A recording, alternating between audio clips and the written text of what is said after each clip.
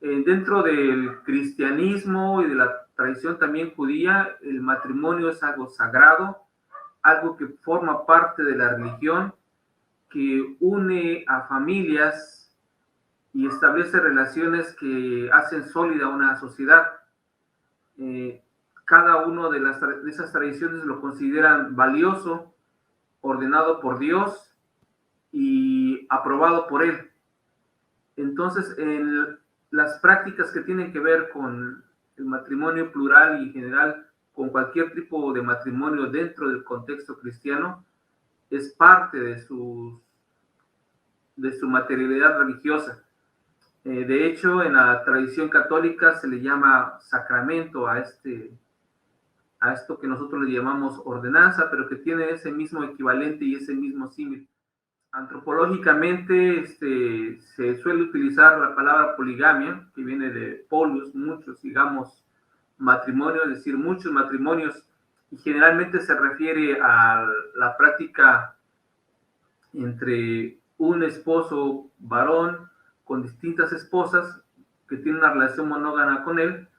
En algunas formas se prefiere el uso del término poliginia para múltiples esposas y de poliandria para múltiples maridos. Y algunas de estas relaciones comprenden casos de concubinato. Eh, Nosotros preferimos utilizar el término matrimonio plural por encima de porque consideramos que este segundo término, el de matrimonio plural, tiene un valor explicativo en términos religiosos que la otra versión no puede abarcar de todo de manera completa. Y bueno, han pasado casi 1000 años y dentro del catolicismo, dentro de la tradición de la Edad Media, eh, el matrimonio plural o la poligamia fueron tolerados y hasta tan tarde como los concilios de 1052 y 1063, la Iglesia empezó a suspender la comunión a aquellos laicos que tenían una esposa y una concubina. Esto por desaprobación de la idea de tener una concubina que no gozaba de todos los privilegios matrimoniales que podía tener una esposa, y por otra parte porque se consideraba más propio de los sarracenos, de las culturas musulmanas, el tener esta práctica del concubinato.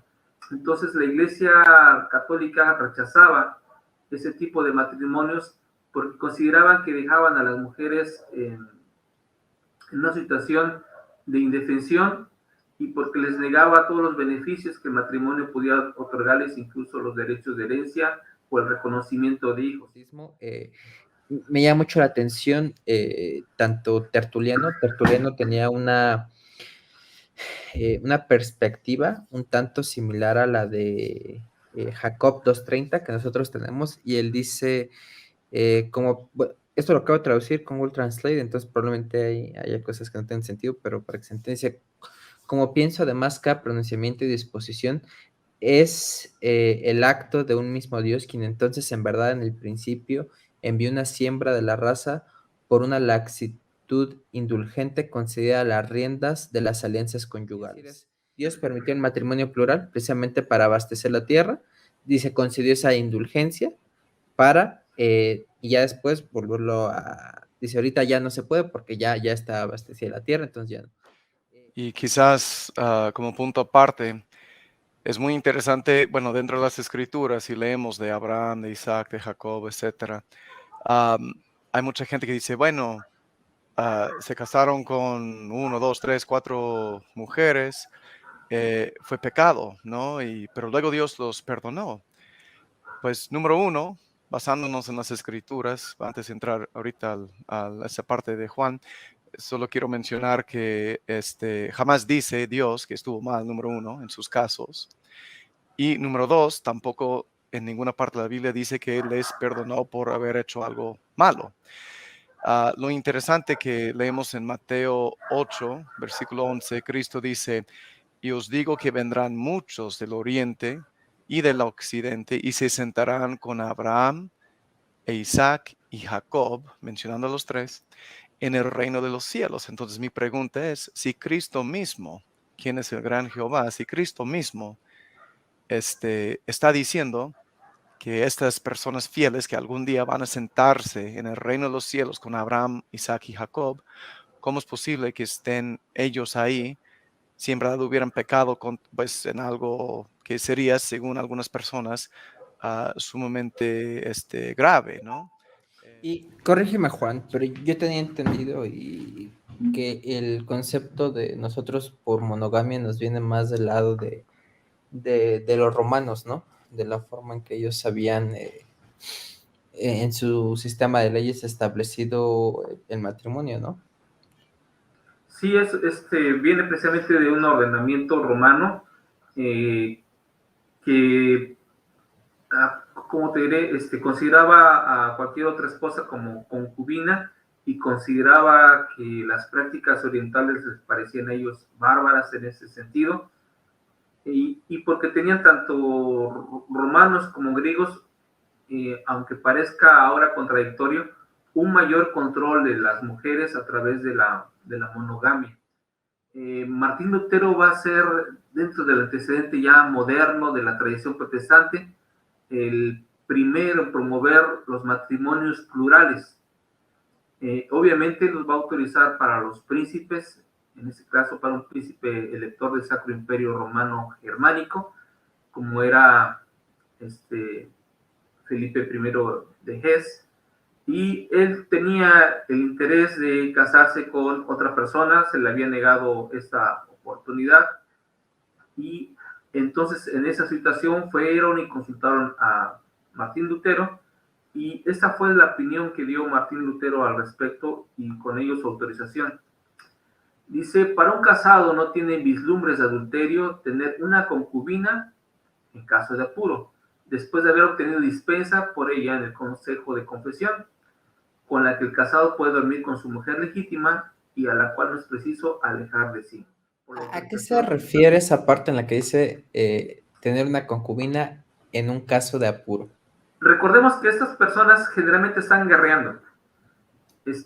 Andan duques contra príncipes, contra sus señores monarcas, contra los emperadores, y generalmente están desplazándose de un territorio a otro. Entonces, generalmente la reina principal se quedaba en un lugar al cuidado de los hijos que iban a ser los herederos al trono o señores que iban a suceder a su padre, y su padre, mientras estaba en el campo, podía llevar en este caso una segunda esposa de menor categoría que se consideraba concubina, y ese era el caso de apuro porque esta iba con ellos en la campaña para que no se confundiera con las prostitutas o para que ellos no se vieran obligados a tomar mujeres de los sitios que asediaban o mujeres, en ese caso, incluso de los musulmanes con los que a veces guerreaban. Como dice Pablo, ¿no? Es mejor casarse que quemarse, ¿no? Decía. De carácter restauracionista. Y estos anabaptistas van a ser revolucionarios en el sentido que, a diferencia de Martín Lutero, van a tener la idea de restaurar el cristianismo, pero entre el pueblo, entre los que son legos o laicos, como les decimos nosotros, y no solamente van a considerar como parte de la restauración el matrimonio plural, sino otras ideas que nos van a ser comunes, como el establecimiento de Dios de los últimos días, la necesidad de tener 12 apóstoles, la necesidad de tener profetas, la necesidad inminente de que la vuelta del Señor está a su regreso, etcétera, y van a ser un movimiento muy popular.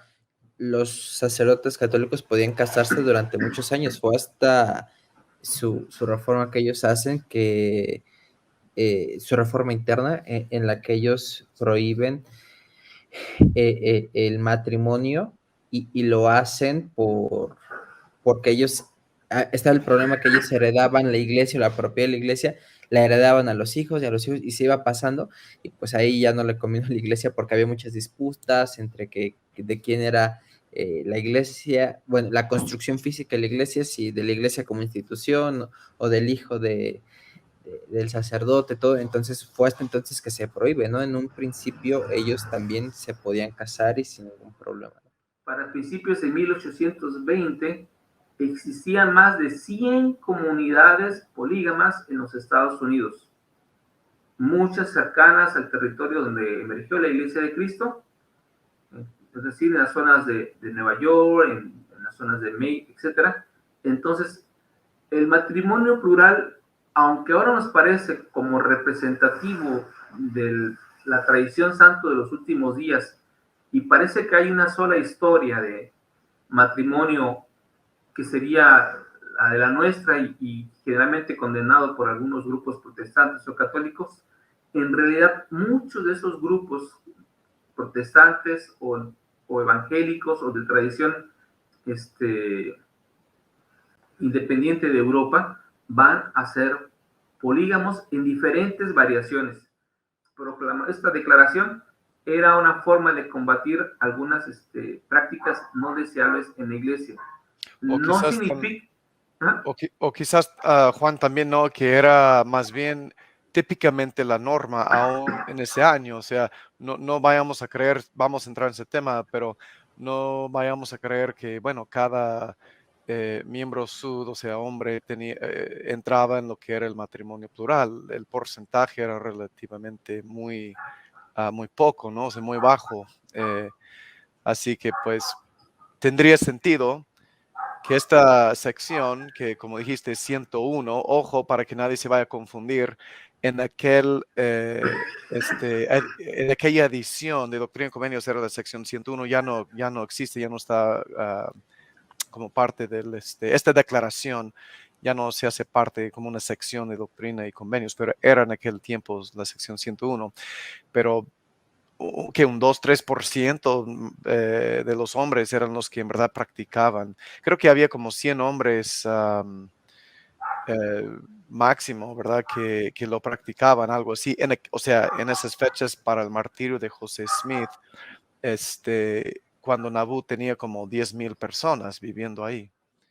Y si pudiéramos consultar la versión de Doctrina y Convenios de 1844, José Smith hace apuntes precisamente contra ese tipo de poligamia o lo que nosotros llamaríamos esposismo espiritual o matrimonio espiritual para distinguirlo de la práctica entre los santos de los últimos días, es que José Smith escribe en contra de ese tipo de actividades. Entonces, Algo que jamás enseñó José Smith, eso de las esposas espirituales o como quieran llamarlo, fue un invento de Bennett.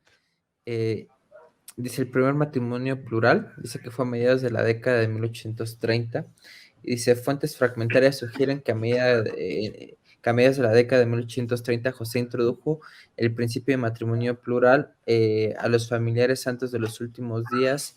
Fanny Alger, miembro de la iglesia que trabajaba en el hogar de los Smith en Kirtland, Ohio, y José recibió permiso de los padres de Fanny para casarse con su hija con el consentimiento de varios miembros de la familia. Fanny consistió en casarse con José como esposa plural. Poco se sabe de su unión, no existen relatos de primera mano de su matrimonio y la información que se ha obtenido solo de varias fuentes de segunda y de tercera mano con diversos grados de confiabilidad. No está claro cuánto sabía Emma sobre la relación de José y Fanny. Y en 1836 Fanny y su familia se mudan a Ohio. Fanny se casa con Solomon Coster en Indiana poco después y los padres de Fanny eventualmente se reincorporan al cuerpo principal de los santos y José parece haber dejado de lado la doctrina de matrimonio plural durante varios años, ¿no? José Smith introdujo gradualmente la doctrina del matrimonio eterno asociados a ciertas personas en específico. En el invierno de 1840, José Smith le enseña al apóstol Parley P. Pratt que podría permanecer con su esposa, y cito, por el tiempo y por toda la eternidad, y que posteriormente podría aumentar incluso después de su muerte. El primer matrimonio que se llevó a cabo sobre esta tierra, ¿cuál fue? Pues fue el de Adán y Eva. ¿Dónde sucedió ese matrimonio? En el jardín de Edén. ¿Cuándo sucedió? Antes de la caída. O sea, que Dios casa a Adán y Eva, pues en matrimonio cuando no existía la muerte. Por lo tanto, su matrimonio, o sea, el propósito, o quizás propósito no es la palabra que busco, pero su matrimonio fue designado para durar para siempre jamás. Por lo tanto, ese mismo orden, vemos, ¿verdad? Que ese mismo orden fue restaurado. Buenas noches. Jesús practicó el matrimonio plural. Depende a quién le preguntes, ¿no? ¿Verdad? Sí, este comentario me acuerdo salió cuando hablábamos de Abraham, Isaac y Jacob y que Jesús básicamente dijo que estaba bien. Yo en lo personal no tengo respuesta ahí. Yo solo diré en mi opinión personal, se me hace muy interesante los salmos, que son salmos mesiánicos, que hablan de la vida de Cristo. am, este, y que el Salmo 45 habla de que hubo un casamiento. Ahora bien, no, si practicó o no el matrimonio plural, la verdad yo no sé, nunca lo he estudiado, así que yo Yo no creo que sé, ni siquiera pero sabemos si practicó, si eh, José fue casado, ¿no? O sea, no, todos los santos se asumen que sí. exacto. Y depende, Pero si le preguntas a Orson Pratt, él decía que sí, ¿no? Eric Ávila, mi opinión en cuanto a si Jesús practicó el matrimonio o no, es que es lógico pensar que si desde Adán él instituyó el matrimonio y es necesario para la salvación, como Salvador tuvo que dar el ejemplo. Estaría yo de acuerdo, aunque no sé de una cita más allá de mi opinión personal, Salmos 45, pero bueno. Como él dijo esa opinión y pues está Sí, bien, ¿no? sí. Muy bien. En el caso de Fanny Alger, la mayoría de los relatos que tenemos de su trato con José Smith y el asunto que tuvo que ver ella, los provienen de Mosiah Hancock y de sus familiares, pero estamos hablando de casi finales del siglo XIX, pues son relatos bastante tardíos, son recuerdos que están permeados por las propias prácticas de Utah. Entonces, puede que el asunto o el matrimonio de Fanny Alger pudiera haber sido comprendidos por ellos ya bajo el punto de vista de lo que estaban viviendo en Utah. Eso por un lado. Por otro lado, los relatos que tenemos de manera intermedia, como el de William McLellan, se tratan a veces de relatos que son insidiosos y con el propósito de desprestigiar al profeta, debido a que McLellan fue una persona que varias veces fue amonestado y excomulgado por cuestiones de adulterio y que estuvo asociado con la persecución de los santos en Kirtland y fue una de las personas que más oprimió al profeta José Smith durante ese periodo. Y tenemos algunos otros relatos de Oliver Cowdery, pero son relatos de Oliver Cowdery en ese periodo donde está molesto por las denuncias que hay en contra de él de haber vendido la herencia suya y de los santos en Sion y en Kirtland, de haber participado en la quiebra del banco de Kirtland y en haberse opuesto al profeta José Smith en muchas cosas. Y el presidente José Smith va a responder a los santos de los últimos días. Él les recuerda que están encarcelados pues, por ser valientes en el testimonio de Jesús. Y él básicamente da respuesta a la pregunta: ¿fue por cometer adulterio? Dice: somos conscientes de que hay informes falsos y difamatorios que se han enviado al extranjero y que han llegado a nuestros oídos respecto a esas cosas, que han sido iniciadas por negados y difundidas por disidentes, que son extremadamente activos en la difusión de informes malintencionados y malvados, pensando de este modo obtener la comunión del mundo. Algunos han informado que no solo dedicamos nuestra propiedad, sino también nuestras familias al Señor, y que Satanás, aprovechando esto, lo ha transformado en lascivia en una comunidad de esposas, las cuales es una abominación a los ojos de Dios. Cuando consagramos nuestra propiedad al Señor es para administrar las necesidades de los pobres y necesitados según las leyes de Dios, y cuando un hombre consagra o dedica a su esposa e hijos al Señor, no los entrega a su hermano o a su prójimo, lo cual es contrario a la ley de Dios, que dice: no cometerás adulterio, no codiciarás la mujer de tu prójimo. El que mira a una mujer para codiciarla ya cometió adulterio en su corazón. Ahora, cuando un hombre consagra sus bienes, su esposa e hijos al Señor, no es nada más que para alimentar a los hambrientos, vestir a los desnudos, visitar a las viudas y huérfanos, enfermos y afligidos, y hacer todo lo que pueda para avisar alivio en sus aflicciones, y para que él y su casa sirvan al Señor.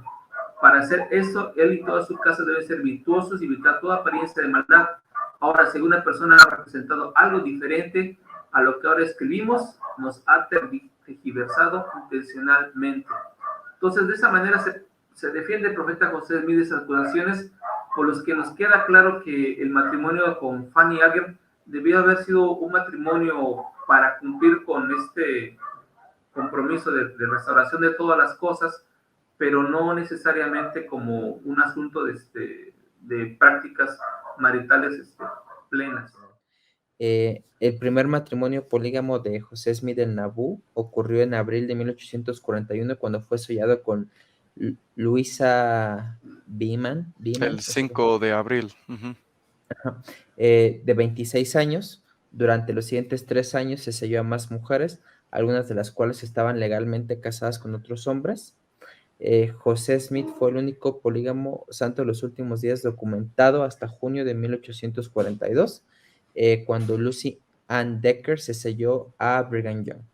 La práctica comenzó a ganar impulso, entre otros, a partir de ese entonces, y en un ferviente discipulado, muchos, como la esposa de Hiram Smith, Mary Findon Smith, se casaron o dieron su consentimiento para que sus esposos se casaran en la poligamia únicamente porque creían que el matrimonio plural era un mandamiento de Dios, demostrando su intensa lucha interna por la práctica.